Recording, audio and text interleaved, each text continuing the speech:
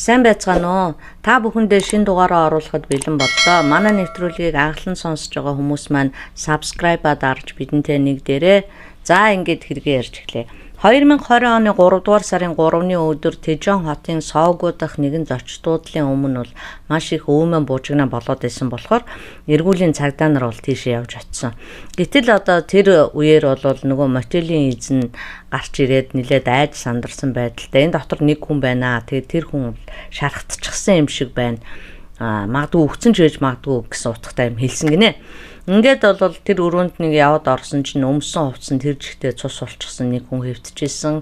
Тэгээд тэр өөрөө бол ерөөсөө ингээд харахын эцэг байхгүй нийл одоо ингээд цус болчихсон байсан маа.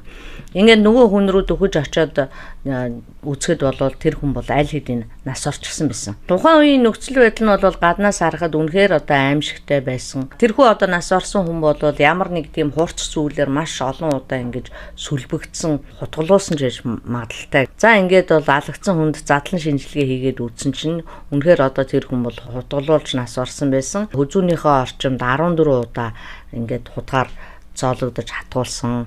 Тэгээ 12 нь бол хүзүүнийх нь баруун талд, бусд нь бол хүзүүнийх нь зүүн талд байсан гинэ. Мөн одоо биеийнх нь хажуу тал, нуруу гээд бараг одоо бүх биеэр нь шарахтай байсан гинэ. Тэр хүнийг хутгалсан гэмт хэрэгтэн нь бол аль хэдийн цутаагаад явчихсан байсан. Тэгээд хэрэгэлсэн зэвсэг нь бол мэдээж хутга гэдэг нь тогтоогдчихсон. Задлан шинжилгээний дүгнэлтээр хүзүүнийх нь баруун талын шархнууд нь бол хамгийн гүнэхэд л 3.3 см-ийн гүнтэй байсан болол хүзүүнийх нь баруун талын шарх нь бол бүхэл бүтэн 9 см-ийн гүнтэй байсан гинэ. За энэ хэрэгт мөн одоо ганцхан гэмт хэрэгтэн бол байгаагүй баха гэж анх бол үзэжсэн юм байна.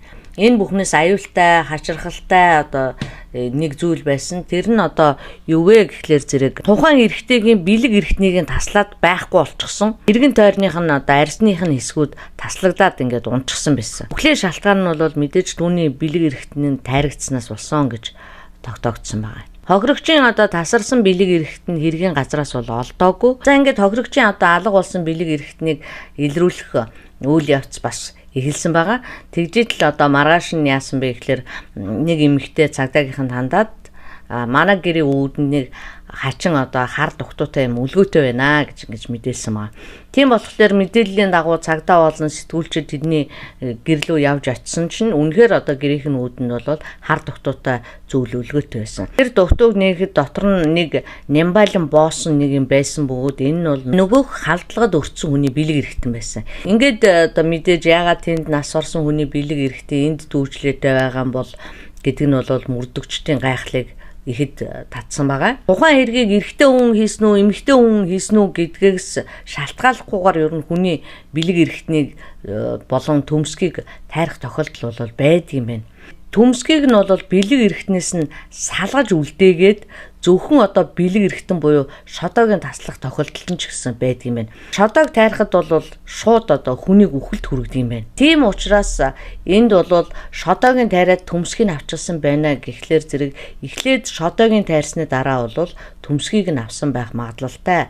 Учир нь бол амьд хүмүүст бол үнийг хийх боломжгүй байдаг юм байна. Наад зах нь бол энэ одоо сексийн өшөө авалт байх гэдэг таамаглал бол гарч ирсэн.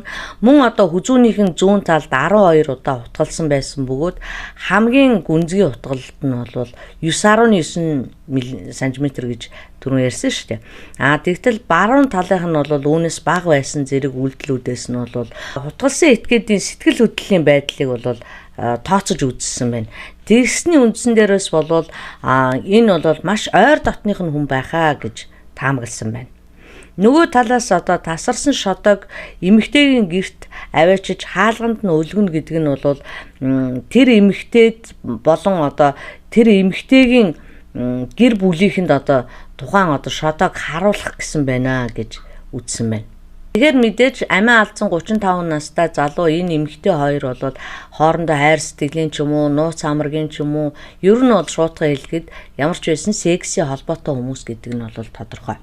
Мэдээж одоо ямар ч шалтгаан байхгүй бол тэр бэлэг эрхтнийг тэр айлын гадна аваачиж үлгэх ямар ч шаардлага байхгүй шүү дээ. Зочид уудалд бол мэдээж хутга байхгүй. Тэгэхээр тэр хүн бол урдаас хутагтаа явж исэн байна гэдэг таамаглал бол гаргаж ирсэн. Тийм болохоор урдаас хутагтаа явж исэн гэдэг чинь юу гэсэн үг вэ гэхээр төлөвлөсөн байна гэж үзсэн байна. Гэхдээ одоо гэмт хэрэгтэн хэдийгээр төлөвлөж алсан ч гэсэн бол гүйцэд төлөвлөж чадаагүй байна гэж үзсэн. Учир нь одоо хэний ч мэдээжийн олон нийтийн газрыг сонгосон байна гэдэг нь бол өөрийгөө барьж өгөх боломжийг нээж байгаа юм аа. Ингээд цагдаагийнхан хэргийн уул мөрөөр ороод явж итэл нэг зүйл илэрсэн. Тэр нь юу вэ гэхээр зэрэг талигаач чай хүчингийн эрэг үйлдсэн гэдэг шалтгаанаар цагдаад шалгагдаж байсан үетэй нь одоо энэ таарч байгаа юм байна.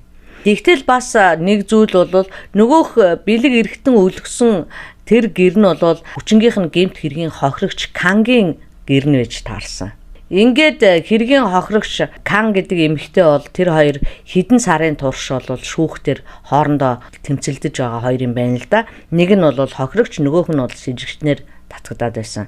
Тэгсэн боловч удалгүй бол чай хүчингийн эрэг үйлдсэн гэдгээ хүлээн зөвшөөрсөн байт юм байна. Эргээ хүлээж гисэн ч гэсэн цагдаа нар бол чайг ерөөсөө цагдан хорихгүйгээр шууд одоо гадуурлж шалгаад байсан байна. Чай бол урд нь бас энэ хэрэгтэй холбогдсныхоо дараа бол амийн орлогыг бас завдж исэн учраас түүнийг бол баривчлах хүсэлтийг бол хохирогч Кан бол цагдаагийнханд удаа дараа гаргаж исэн нотлогдсон гинэ. Бүх зүйл ингэж иргсэн боловч хамгийн гол нь одоо яллагдагчийн шүүх хурал болохоос өмнө түүний бэлэг эрхтнийг одоо хэрцгийгээр тасдаг цогцыг хайсан энэ байлаа. Энэ хэрэгт Кан эргээд одоо сэжигтнэр тооцогдсон боловч түүнийг бас Кангийн шууд дайсна гэж үзэхэд бэрх олон тийм нөхцөл байдлууд үүссэн байна. Кан эмэгтэй бол шууд одоо чойгийн дайсан тэр хоёр бол хоорондоо бүр юм өстэй гэж хэлэх бол тийм нөхцөл байдлууд бол харагдахгүй байсан.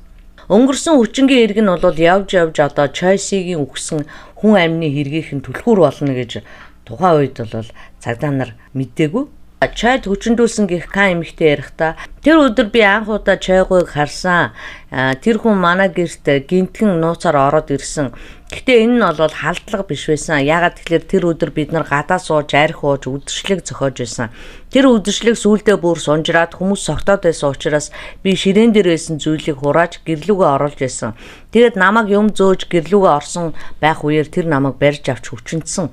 Тэр үед миний хажууд миний найз залуу согтуу унтаж байсан гэж ярьсан байна. Хон гэдэг хүн бол Кан бүсгүйтэй үерхжиж байсан бөгөөд хон нөгөөх одоо чойг тэрхүү өдөршлөгт дуудсан хүн юм байна л да. Тэр үед бол Кангийн найз залуу хон нь бол өөрөө маш их согтолттой нилээд хөөрсөн янзтай байжгаад сүулдээ одоо тасраад унтчихсан юм шиг байна. Хон над руу одоо мессеж ичээд би чойгийн хүзүүрэн зөндөө утгалчлаа. Чамаас салснаас хойш чиний төлөө чадах бүхнээ хийсэн шүү гэж мессеж ичиж үлдээсэн. Хон бол ер нь нилээд ирэх мэдлэлтэй. Тийм учраас энэ хэргийг үлдээд манай гэрээ үүдэнд чойгийн тасарсан бэлэг эрхтнийг өлөгчсөн байж магадгүй гэж болвол Кан бүсгүй ярьсан байна. Эннээс нь харахад бол нэг төрлийн одоо хувирлтын шинж тэмдэгтэй гэж ойлгогдож байгаа байхгүй юу? Одоо магадгүй нилээд хачиргалтай гэмээр ч юм уу та. Тэгсэн мөртлөө тэр хоёр салцсан учраас хоорондоо одоо ямар ч байсан одоо уулзалтдаггүй гэж хэлж байгаа. Тэгээд одоо мэдээж одоо найз бүсгүйхээ гэрт нь найзыгаа авчраад тэр эмэгтэйгээ хүчндүүлчээд тэгээд түүнээсээ болоод одоо нүүр тулж уучлалт гуйж чадаагүй тэгж байж ийснэ гинт нэг орой мессеж ичээл би одоо тэрнийг хутгалчлаа одоо чамаас салснаас хойш чиний төлөө одоо миний хийж чадах хамгийн одоо том юм ийм байлаа мэлээ гэд ингээд мессеж ичгэрч эн чи одоо нэг өсөндөө юу гэсэн ч утгатай юм тийм ээ. Би одоо тэнийг найзгаа дагуулад ирчлээ. Одоо тэрнээс олж юм болсон байна гэд уучлалт гуйж чадаагүй ингээд хэл үгэхгүй учир зүггүй алга болж ирсэн нөө. Ингэж гарч ирээд иймэрхүү тайлбар одоо нэгсэндээ хүн алаад би одоо чиний хариуг авчлаа гэдэг чинь маш одоо арчаагүй хүний тийм бүдүүлэг тайлбар юм л да. Хон залуугийн найз Чойн одоо түүний найз эмэгтэй хүчндэж байх үед бол хон өөрөө дэрэгдэн тасраад унтсан хамт нэг орон дээр хөвтөж байгаа гэсэн үг байхгүй юу. Энэ байдлаасаа болоод эмэгтэй бол маш их сэтгэл санаагаар унаж амиа хорлохыг ч завдж исэн гинэ. Чойгийн үйлдсэн хүчингийн хэрэг нь 2019 оны 9-р сард болсон бөгөөд тэр үед хэргийн газар байсан Кангийн экс найз залуу хонг болоод шалгаж эхэлдэг. Уг хэрэгт сэжиглэгдсэн хон болон талигаач залуу хоёр бол 30 жил үерхэж байгаа тийм багын найзууд юм байна. Харин Кам бүсгүй хон хоёр бол хоёулаа одоо амьдран суuna гэж хоорондоо ярилцсан ийм хосууд байсан юм байна л да. Гэхдээ бол хон бол маш их тийм түргэн ууртай, урд нь ер нь зодон зохион танхаа эргээр байсгээ шалгагдчихсэн тийм залуу байдаг юм байна. Тэгээ хон бол Каныг хүчндүүлсэн явдлаас нь болж одоо найз эмэгтэйхээ нүрийг харж чадахгүй болсон юм уу? Одоо яасан чинь ямар ч байсан тэр чигээр ягж түнтэй бол нэг ч удаа уулзаагүй алга болчихсон. Чойтой ч бас уулзахгүй. Юу болсон, яасан ийсэн гэдэг одоо энэ талаар бол ерөөсөө ярилцаагүй гинэ. Ингэж одоо ярилцахгүй байна гэдэг нь бол чойг алсан байх магадлал бол маш өндөрөө гэж цагдаа нар үзэж ирсэн. Яагаад гэвэл мэдээж одоо найз эмэгтэй нь өөрийнх нь хайжууд өөрийнх нь найзад хүчндүүлчихсэн болохоор одоо хорсож маш их ууралсан баг. Магадгүй одоо чойгийн бэлэг эрэхтэн тим одоо гайхуулахаар том юм уу? Найз хүүхэн маань одоо тэр ирээс тухайн үед таашаал авцсан юм уу ч гэдэг юм уу? Тиймэрхүү тийм хачин таамаглалууд нь бол түүний одоо уурыг маш ихээр хүргэсэн байхаа гэж цагдаа нар үзсэн байгаа. Уг нь бол тэр эмнэлэг твтчихсэн хүн гинэ. Гэхдээ одоо тэрбээр энэ шүн бол Кам бүсгүрөө мессеж өчээд чойгийн хүзүүг олон удаа хутгалсан гэдгээ бичсэн. 2019 оны хүчингийн эргээс хойш хом болон чой хоёрын харилцаа бол үндсэндээ одоо ингээд тасарчсан байсан. Гэтэл одоо хэрэг гардаг өдөр 5 цагийн үед бол хон чой руу уцаар залгаад тэгээ хүчингийн хэрэгээс хойш бол ерөөс анх удаа залгаж байгаа юм байна л да. Тэгээд одоо чойд хоёлоо уулзъя, бидэнд одоо ярилцах юм байна гэж хэлээд тэр хоёр Тэжэн хотын одоо Сэгүүд байдаг тийм баг сургуулийн биеийн тамирын талбайд анх уулзахаар болсон юм байна. Ингээд хоёлоо уулзсан бөгөөд хон эхлээд чойгоос хүчингийн хэрэг үйлцэн гэдгээ зөвшөөрсөн эсхийг нь асуудаг. Тэгээ бас одоо чи тэр Кангаас уучлалтгүйсэн үү гэдгийг нь ч мөн асуудаг. Ингээд энээсээ болоод тэр хоёрын яриа сунжирч 5 цагт уулзсан хоёр чинь 9 цаг хүртэл ярьсан байгаа. Тэгээд хоёулаа яриагаа бол цааш нь үргэлжлүүлэхээр шийдээд ойролцоо байх мотелд орохоор явцгаадаг. Тэр зочдуудалд ороод бол 40 минут болсны дараа аллагын талаар цагдаад мэдэгдсэн байгаа. Энэ тухай бол хон юу гэж ярьсныг одоо сонирхцгоё. Би чойтой ярилцаж учир начаа олцъя гэж бодож уулзсан. Гэтэл тэр одоо хэрэгэ эргэцүүлэн бодохын оронд миний яриаг сонсоод тэрмүү адгийн овшол над руу ууралсан. Ер нь ингээд хэн энэ хэргийг хийсэн? Би ч гэсэн маш ууралсан, чойчоос ууралсан. Бид хоёр хоёулаа барилцаж аваад хэсэг ноцолцсны эцэстээ би бол ухаан орсон чинь чойг хутгаар чичилж байсан гэж ярьсан бөгөөд энэ бүхнийг бол санамсаргүйгээр нэг л мэтгэд үлдчихсэн байсан гэж ярьдаг. Тэгэнгүүт нь мөрдөгч бол тэрнээс за тийм юм бижээ. Үнэхээр одоо чи санамсаргүй ингээд маш их уурандаа энэ хэргийг үлдчихсэн юм байна. Тэгвэл чи одоо талигаачин бэлэг эрэхтнийг яагаад таслаад авчихъя? Тэгээ бүр хуучин найз эмэгтэй Кангийнх нь гэрийн гадаа яагаад авшид үлгцсэн бэ гэдэг асуусан. Тэгсэн чинь бол хэрэгэ хүлээсэн байгаа юм л да. Би бол ингээд чойгийн бэлэг эрэхтнийг тасалж авсны дараа уцаараа зургийг дарсан. Тэгээд зургийг авсныхаа дараа найз руугаа явуулаад би үүнийг хийсэн гэдэг мессеж хүртэл явуулсан байна. Энэ бол мэдээж одоо зэрлэг балмад гэхээсээ илүү бүр гаж үйлдэл шүү дээ. Би одоо чойтой уулзахаар явахдаа карманда ингээ хутгатай явсан. Надад бол үннийг хэлэх зориг байна. Тийм учраас би бол бүгдийг ярина. Чой бол надтай уулзахыг хизээч хүсээгүй. Тэр ч байтугай гэмт хэрэгэж хүлэн зөвшөөрдөг. Өмгөөлөгч хүртэл хөлсөлж аваад баахан худлаа шалтгаан тоочдөг. Тийм учраас урд нь найзууд яасан юм чи нэг удаа уулзаад илэн далангүй ярилцъя гэж бодсон. Тэгээд түүнийг надтай уулзах нь яах нэ гэж турших маягаар түүн рүү залгасан. Би тэгээд жойтой зөвхөн үннийг л ярилцъя гэж бодож очсон. Түүнийг Кам бүсгүй хүчнэсэн гэдгээ хэлчээсээ надаас болон түүнээс уучлалт гуйчаасаа гэж ярилцсан. Тийм ч учраас л энэ яриаг өрнүүлэхээр очсон. Харин чой бол түүнийг хүлээн зөвшөөрөөгүй. Түүгээрч барахгүй намайг чи найз өсгөөгээ миний өөдөөс төрхөрсөн. Найз өсгөөгөөрөө намайг дарамтлуулах гэсэн гэж над руу дайрсан. Тийм учраас бид хоёр муудалцсан. Харин тэр хутга бол би миний одоо заасанд явахтаа хэргэлдэг хутга. Би энэ хутгаа бол машиндаа байнга авч явдаг байсан. Тэр өдөр би түүнийг алах бол зориг байгаагүй. Тэр үед санамсаргүй хутгаа би халаасандаа хийгээд явж таарсан. Хэрвээ би түүнийг алъя гэж бодсон бол CCTV-тэй газраар явах байсан уу? Үгүй шүү дээ. Би түүнийг алах байсан бол мотелд орох байсан уу? Үгүй. Тэрний оронд би камер байхгүй тэр баг сургуулийн биеийн тамирын талбайд ч алчих байсан. За юу. Үнэхээр одоо алах байсан бол би түүнд хор өгөөд буудалд унтуулад орхиж болох байсан. Тэгэхээр би түүнийг бол санаатаа алаагүй гэж хэлээд байсан байна. Эцсийн хүртэл бол энэ үгийг хэлсээр байсан. Гэхдээ бол хон одоо чойгийн бэлэг эрэхтнийг түүнийг амьд байхад нь тасалсан гэдгээ бол харин хүлээн зөвшөөрсөн байдаг юм байна. За ингэтэл цагдаа нарт чой тэгээд үнэхээр одоо хүчингийн хэрэг үйлдсэн юм уу гэдэг асуудал нь бол нэлээд одоо эргэлзээ дагуулж ирсэн. Хэрвээ одоо үнэхээр тухайн үед эмэгтэй хүчинцсэн бол тэрийг нь одоо яаж нотлох юм бэ? Яг уу мэдээж кан эмэгтэй бол өөрөө хүчинцэн гэж хэлж байгаа. Хэрвээ тийм юм бол ДНХ-ийн шинжилгээ тухайн үед авсан юм уу? Эмэгтэй бэлэг эрэхтнээс чойгийн үрийн шингэнийг олсон юм уу? Түүний бие махбодоос нь ч юм уу ямар нэг байдлаар тэр ДНХ-ийн шинжилгээ авсан юм уу? Гэтэл одоо тэр үеийн хэрэг бүртгэгчд нь бол энэ талаар юу ч тэмдэглэж үлдээгээгүй, ямар ч шинжилгээ авагдаагүй.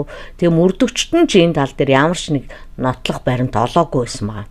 Тэгэхээр мэдээж зөвхөн кан эмэгтэй л хэлж гин гэсэн үг шүү дээ. Тэгэхээр зэрэг энэ нэг хүн хөндлөнгөөс нь энэ хоёрыг ингээ хүчинтж байгааг харсан гэсэн гэрчлэх хүн байхгүй. Тийм учраас энэ бол хүчингийн хэрэг болж чадахгүй гэж үзсэн байна. Яагаад гэвэл зэрэг эн чинь аргагүй шүү дээ, нотлох баримт байхгүй юм чинь. Хохирогч нь өөрөө л өөрийгөө нотлоод байгаагаас болохоос биш өөр ямар нэгэн нотлохоо болох зүйл гарч ирээгүй. Нотлохоо гарч ирэхгүй байна гэдэг чинь тухайн хэрэг болвол үнэн бишээ гэсэн үг. Гэхдээ чой бол тэр үедээч тэр дараанч тэр бол хүчингийн хэрэг үйлцэн гэдгээ бол хүлээн зөвшөөрөд исэн байгаа. Өөрөө хүлээн зөвшөөрчсэн учраас л энийг бол баг хэрэг болгоод исэн юм шиг байна л да. Үний эрэхтэй бол чойгийн өмгөөлөгч нь бол энэ хэрэг дээр маш их дутуу ажилласан байгаа байхгүй юу? Өмгөөллөө буруу талаас нь явуулсан. Уг нь хэрвээ тэр юун түрүүнд одоо нотлох баримт байхгүй байна гэдэг шалтгааныг барьж аваад одоо энэ хэрийг хэрэгсэхгүй болгох ёстой байсан чинь яасан бэ гэхлээр зэрэг сэжигднийхээ авах ял дээр нь л төвлөрөөд байсан болохоор энэ бол буруу өмгөөллийг явуулсан байна гэж хуулийнхан үзсэн байна. Хон бол чойгийн бэлэг эрэхтнийг амьдаар нь тасалсныхаа дараа зургийн дараа дөөр нэг найз руугаа явуулаад дараа нь гялгар уутанд хийж авч яваад кангийн гэрийн үдэнд үлгөөд дараа нь өөрийгөө кангийн гэрийн ойролцоо амиа орлох гэж оролцсон байна. Амиа орлох гэж оролцсон нь бол мэдээж одоо өөрийнхөө хийсэн үйлдэлийг зөвтгөх гэсэн оролдлого гэж цагдаагийнхан харсан. За ингээд шүүхээс бол түнд хүний амь насыг санамсаргүйгээр хороосон гэд 20 жилийн ял өгсөн байгаа. Өмгөөлөгчийн хамт давж заалтсан бөгөөд энэхүү одоо давж заалтсан шүүх хурал дээр одоо шүүгч прокурорын зүгээс юу гэж хэлсэн бэ гэхлээр зэрэг нийгмийн ёс суртахуун үзэл сурталд харшилсан харгас гэмт хэрэг үйлдсэн байхад харин ч бид нар одоо шүүгдэгч итгээд хонг тайвшруулсан байдалтайгаар манай улсын хууль шүүх засаглалыг үгүйсгэсэн бага хэмжээний ялыг оноосон байна гэж үзээд түүний ялан дээр дахиж 5 жилийн ял нэмээд эцсийн шатны шүүх хурлаар түнд 25 жилийн ялыг оноосон байгаа. За нэг ийм эдрэтэ хэрэг байла. Үнэхээр одоо тэр эмэгтэй хүчинцсэн юм уу, үгүй юм уу гэдэг нь ч одоо сайн тодорхойгүй. Гэхдээ бол яг санаатаа алсан гэхэд хэцүү. Хамгийн гол нь энэ дээр хэрвээ одоо тэр өмгөөлөгч нь зөв өмгөөлөөд тэр хүнийг одоо энэ хүчингийн хэргийг үлдээгүй гэд гарцсан бол дараагийн гарах энэ хүн амны аллага нь бол гарахгүй байж болох байсан байгаа байхгүй юу. Гэтэл өмгөөлөгч буруу ажилласан, хуулийнхан ч гэсэн буруу ажилласан учраас энэ нь одоо дараагийн гэмт хэргийг өдөөх шалтгаан болсон гэж би л хувьдаа бол бодож байна л доо. Гэхдээ тэрийг хүчинцэн учраас тэрийг алах ёстой гэсэн үг бол биш л дээ. Та бүхэн маань бол бас энэ дээр ямар санаа оноотой байгаа юм тэр талаараа комент бичээрэй. Би бол та нарынхаа сэтгэл комментиг унших маш их дуртай байдаг шүү. За ингээд дараагийн дугаараар уулзлаа. Түр баяртай. Баярлалаа.